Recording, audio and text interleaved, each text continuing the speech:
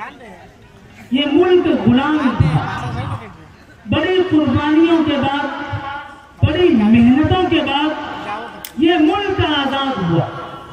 आजाद कराने में हर एक का खून शामिल है। मुल्क जब आजाद होता है तो आजादी से ज्यादा इस बात की अहमियत है कि उस मुल्क की आजादी बाकी रखी जाए, वो मुल्क दोबारा गुलाम न हो जाए।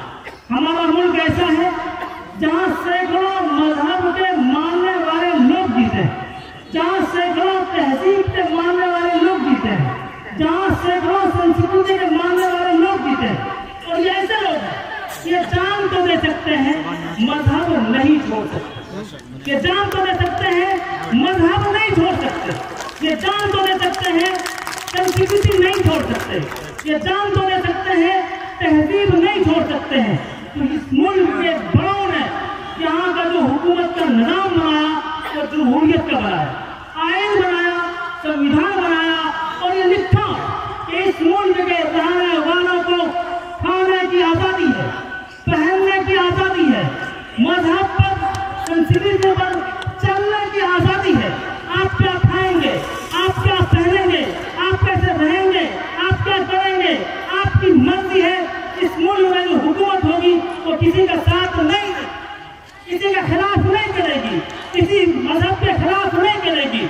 ये मुल्क के बड़ों ने तय किया।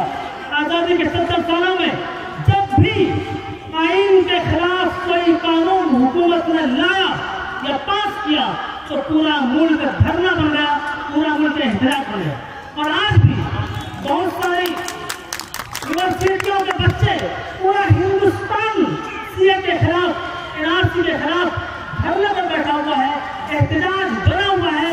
इसलिए कि प्रशांत किशोर ने कहा है ये बिल अमीरों और गरीबों की लड़ाई है। रवीश कुमार ने कहा है कि इस जो कानून है इसकी वजह से एक कागज बनाने में 10,000 से लेकर 1.5 लाख रुपए आसाम में खर्च हुए। और इस कानून से किसी का भला होने वाला नहीं है, किसी का भला होने वाला नहीं है। यह कानून संविधान के खिलाफ है, आइन के खिलाफ है, यहाँ के रीति रिवाज के खिलाफ है, 14 के खिलाफ है, 21 के खिलाफ है। इसलिए हम हुकूमत से मुतालबा करते हैं कि इस काले कानून को वापस लिया जाए, वापस लिया जाए, वापस लिया जाए।